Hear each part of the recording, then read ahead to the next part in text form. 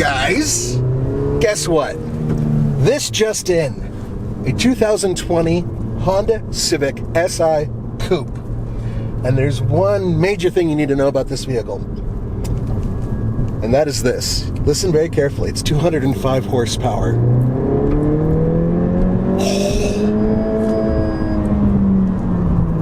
I love it.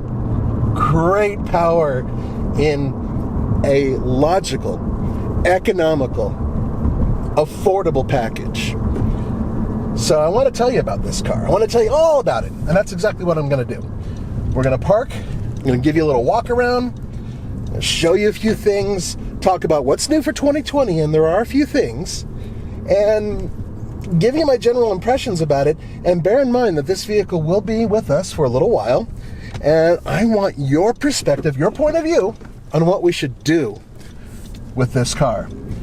And I got to tell you, right off the bat. Now, originally, about 3 years ago, when the Honda Civic Si, the new generation, came out, I was a little late to the party and I got to drive one. And I wasn't exactly thrilled. It wasn't quite as tight and as manly as I was expecting. And then the Type R comes along, the Civic R, and that just blew my doors off. It's an amazing car. And it has crazy amounts of power. And it's just a damn good thing. However, while I was driving that car, it dawned on me, I look like I'm a wannabe 25-year-old. Right? What about something that has a little bit more laid back, capable, drivable, fun still, but something that I could drive every day, and just as importantly, doesn't look like I'm trying to be a kid. This is it. This is just great. Another thing that's really important about this car, you can get it like this, which is the Coupe. Obviously, not as popular. Not many people want them. Or you can get a four-door. And that's cool. So let's hop out and have a look around, shall we? I'm going to pop the hood.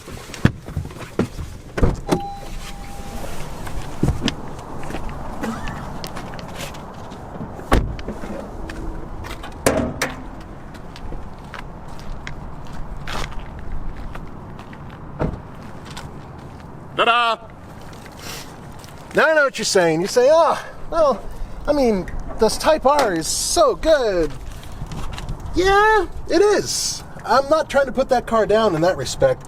I think that Honda is sort of getting their mojo back when it comes to building vehicles that are fun and practical and capable. By the way, I love the fact that you can actually lift the hood even higher, specifically for cameramen, so they can see the Earth Dreams four-cylinder engine. Now, here's the cool part. 205 horsepower, 192 pound-feet of torque. And because it's an SI, it only goes to one of the sweetest 6-speed manual transmissions I have driven in a front-wheel drive car, next to its beefier brother. It's really good. Short throws. The whole cliche about bolt action, it's not a cliche. Bolt action, you can actually feel it. It's very engaging. In fact, the way I would put it is, I shift for fun. It's enjoyable. Some cars that have manual transmissions, it's like, okay, getting to the next gear, trying to find it, whatever. This is fun. It's like a video game. And it's fun in traffic. It's fun on the highway. It's just fun. I have nothing negative to say about the powertrain on this vehicle. And it gets better. Why? Because it's extraordinarily efficient. 30 miles per gallon combined. In a car that's this quick, that's impressive. So as you can see, I love it. I love this car. But it's not perfect. And I'm going to show you some of the other issues that it has. Now, there is a lesser brother, so to speak, and that would be the regular Honda Civic Coupe. That's a different vehicle. It doesn't have this. Okay, it doesn't have that engine. What it does have is a 4-cylinder engine that puts out 158 horsepower, 138 pound-feet of torque, which is okay. And believe it or not, and this is the crazy part, that engine, even though it's much less powerful, doesn't get the same mileage this gets. This actually gets 1 mile per gallon better. I had no idea. Let me take you for a tour around the car. When somebody goes out of their way to build a car that's fun, that just makes my day, because driving should be fun, right? All right, let's take a look around. Now, what makes this SI unique from the outside, obviously the wheels. For 2020, they've updated the front end a little bit. Just a little bit of trim. LED lights, standard. The interesting thing is that unlike some automakers like, let's say, Toyota, who have gone for the big mouth look on almost everything they have, Honda has gone the opposite direction, and they've kind of drawn everything down. I don't know which one I like better. They both have their pros and cons, but I will say this. I think the Honda Civic, in general, is a cool-looking car, and for some reason, I want to listen to 80s music while I drive it. I mean, I wanted to listen to Suicidal Tendencies on my way here, and Roman's like, no, maybe Depeche Mode. Whatever. All right, come on, let's have a look. Now, over here, boop, boop, earlier in this video, you noticed that we were able to look at the monitor in the center stack and see what's on the right side. Honda was pretty early at the game bringing in a camera, and I love it. Because there are times when this camera can show you a lot more than the mirror. So if you look between the two of them, you can really see who's on your right side. The other thing that's really good is because it's a coupe, this visibility here is slightly compromised. So by having that camera system, it does help. Now, I'm kind of on the fence about the exhaust, because that looks like the afterburner for an F-22 type thing. It's just too big. But, you know, I've seen them on Lamborghinis that size. It's cool, but I don't really think it's all that necessary. Same with the wing. It's a little much, but compared to the Civic R, oh my God, that thing has blades shooting out all over the place and things and veins. So this is a lot more mellow than that. I was referring to that earlier. Now I wanted to show you the trunk because this is surprising. That is a lot of space. Now I know you probably are having a hard time seeing it, but the rear seats do fold. So this whole area does come down, but I'm a pretty tall guy and I'm reaching almost all the way in. The depth of the trunk, yeah, it's not like a hatchback, but it's still a ton of space. Wouldn't have a problem with throwing a human body in there slightly folded. No problem at all. Let's go inside, shall we? Come on.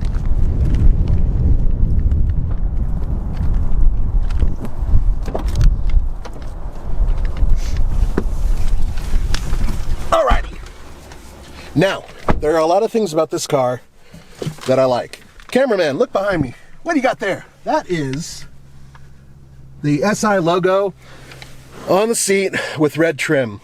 It's not too bad.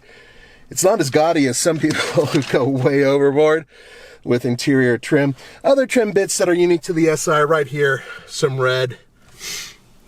Little things. It's not too bad. But this, oh, look at this. It's beautiful.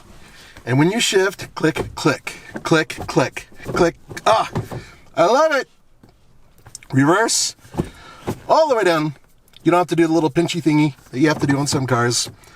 I love this, but this is what I don't like. Next to it, no handbrake.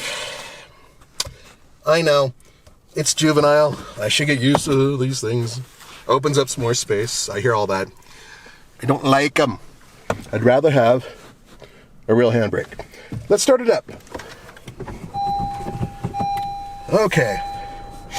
Now, if you can see the center gauge package, okay?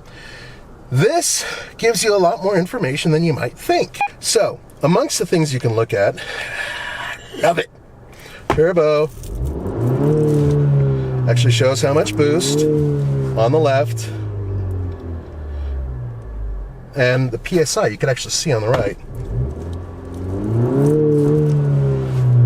Love it. All right, so let's see what else we can find in here.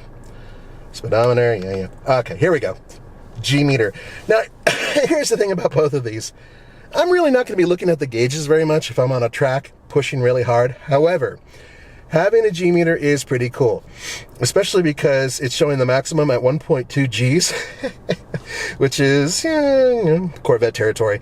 I don't think it could quite do that. However, after throwing it through some corners and putting it in sport mode, this does have an adjustable suspension, which is phenomenal. For the price, it is really impressive. So, you have that. You have heated seats.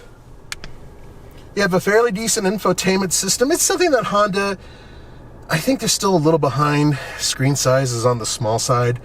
I really want it to be a lot bigger because a lot of the competitors are bigger. A lot of you wanted a volume knob.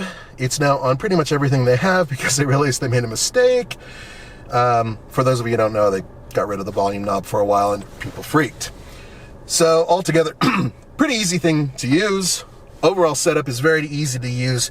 Comfortable interior. The seats, for a big guy like me with a big American ass, they are a little tight. But you fall into it and you mold to it. It's not as overly aggressively padded like the Civic R. That thing, it takes a minute. You know, your kidneys kind of have to go, oh, I got to go move inside a little bit. But in terms of overall comfort, very comfortable. And there's one more thing about this car. It's tight as a drum.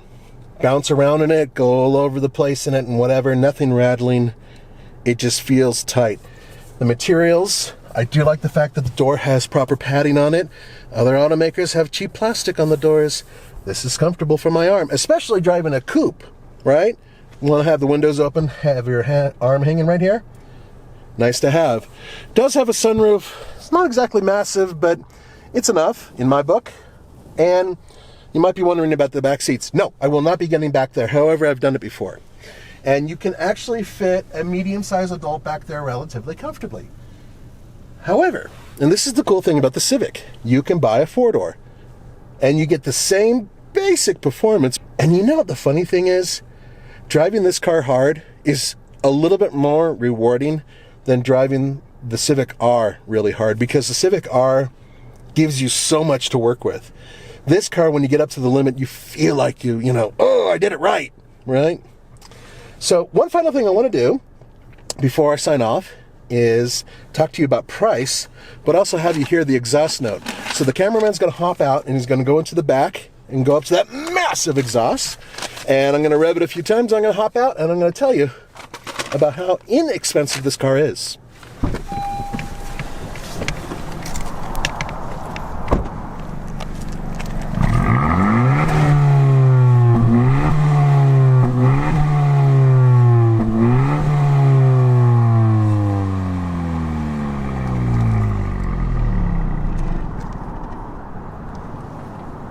Yeah. Nice exhaust note. Not too loud, not too wannabe, you know what I mean? But it still sounds really rewarding. Now I have here the sticker.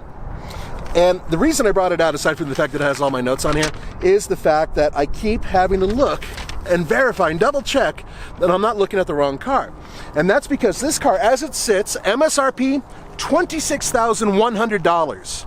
Now, for what you get for that money, that is really impressive. And the cool part is, if you want the four-door, it's about the same price. Really well done. I think that the Civic Si inhabits a new zone. Now, granted, it competes against vehicles like the Hyundai Veloster N, which is really good, and even, to a lesser extent, the GTI base model. But they're pricier, and they kind of sit in a different type of ether, you know what I mean? This car really is in a party of one. And it's something you really should consider if you're looking for something fun that has a manual transmission that's rewarding, economical, and apparently affordable. For the Fast Lane Car, this is Nathan. I'll see you next time.